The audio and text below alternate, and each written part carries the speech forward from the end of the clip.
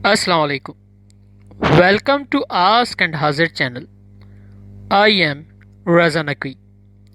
आज जिस टॉपिक को मैं डिस्कस करूंगा वो है पोस्टिंग ट्रायल बैलेंस, यानी हम देखेंगे कि ट्रायल बैलेंस को कैसे मेंटेन किया जाता है।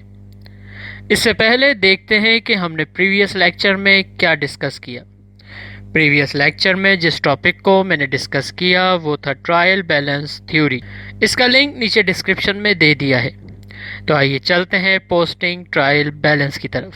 जैसा कि आपको पता है कि ट्रायल बैलेंस फोर्थ स्टेप है अकाउंटिंग साइकिल का, और इसको जिस तरह से मेंटेन किया जाता है, सबसे पहले कंपनी का नाम, फिर ट्रायल बैलेंस, और फिर फॉर द मंथ ऑफ अगस्त, या फिर अगर आप ईयरली बना रहे हैं तो फॉर द ईयर ऑफ, जो भी ईयर है आगे ईयर मेंशन कर दीजिए।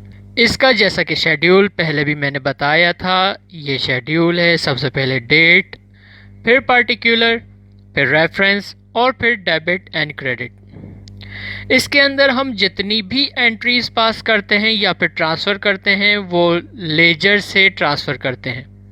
और मैंने प्रीवियस लेक्चर में ये भी बताया था कि जो भी लेजर के क्लोजिंग बैलेंसेस हैं वो ट्रायल बैलेंस के अंदर ट्रांसफ़र होते हैं, और इस ट्रायल बैलेंस को जो मैं मेंटेन करूँगा उसके लेजर्स ये हैं। तो आइए चलते हैं, सबसे पहली एंट्री पास करते हैं। सबसे पहली एंट्री है कैश। कैश जैसा कि आपको पता है एसेट्स में आता है, और इस लेजर का क्लोजिंग बैलेंस है 90,000। तो हमने पार्टिकुलर के अंदर कैश लिखा और डेबिट साइड के ऊपर 90,000 मेंशन कर दिए। आइए नेक्स्ट लेजर देखते हैं। कैपिटल, जैसा कि आपको पता है कि जब इंक्रीज होता है तो क्रेडिट साइड के ऊपर आता है, और इसका भी हम क्लोजिंग बैलेंस लेंगे। तो हमने पार्टिकुलर के अंदर कैपिटल लिखा और क्रेडिट साइड के ऊपर 1 लाख रुपीज़ मेंशन कर दिए। उसके बाद है परचेजेस। परचेजेस जैसा कि आपको पता है ये एसेट्स में आता है, और एसेट्स डेबिट साइड के ऊपर मेंशन होता है। तो इसका भी हम क्लोजिंग बैलेंस लेंगे। एक ही बैलेंस है 20,000। हमने पार्टिकुलर में लिखा परचेजेस और डेबिट साइड के ऊपर 20,000 मेंशन कर दिए। आइए नेक्स्ट एंट्री करते हैं। नेक्स्ट एंट्री है सेल्स। सेल्स जैसा कि आपको पता है कि रेवेन्यू के हेड के अंदर आता है, और इसका जो क्लोजिंग बैलेंस है वो है 15,000।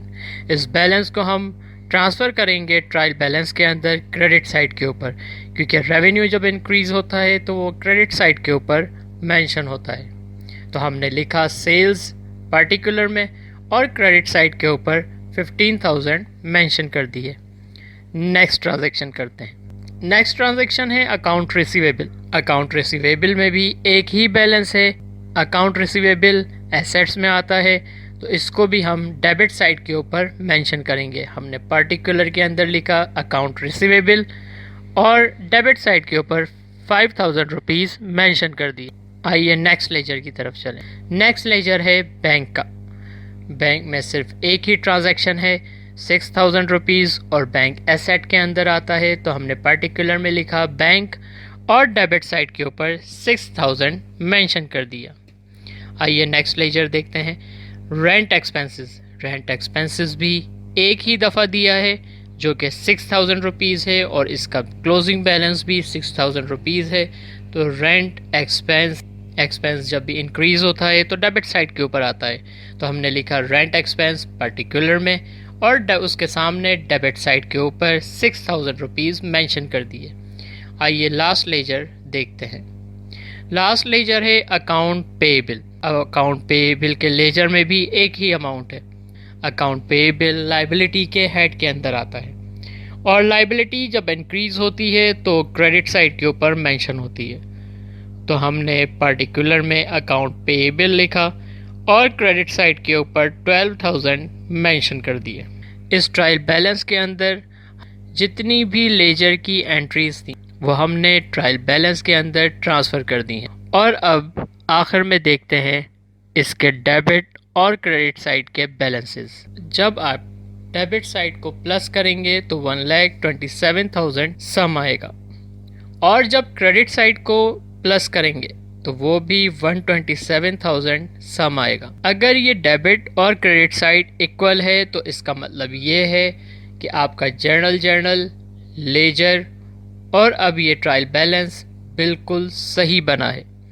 आपने जितनी भी पीछे ट्रांजैक्शंस की हैं वो तमाम ट्रांजैक्शंस करेक्ट हैं, उसके अंदर कोई एरर नहीं। अगर डेबिट और क्रेडिट के बैलेंसेस में थोड़ा भी फ़र्क आता तो इसका मतलब ये होता कि आपने या तो जर्नल के अंदर या फिर लेजर के अंदर कोई ना कोई ट्रांजैक्शन गलत मेंशन की है। तो ये था ट्रायल बैलेंस।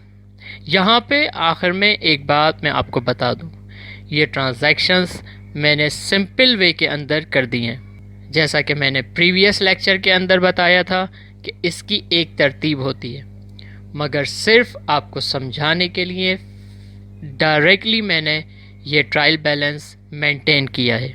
इसकी प्लेसिंग को आप ठीक कर सकते हैं मेरा प्रीवियस लेक्चर देखने के बाद। मुझे उम्मीद है आपको ये लेक्चर देखने के बाद ट्रायल बैलेंस बनाने में कोई मुश्किल पेश नहीं आएगी। अगर आपको ट्रायल बैलेंस बनाने में कोई भी मुश्किल पेश आ रही है तो मुझे कमेंट्स में मेंशन करें और मेरे चैनल को सब्सक्राइब करना ना भूलें ताकि आपको अकाउंटिंग के तमाम लेक्चर्स वक्त पर मिल सकें। शुक्रिया।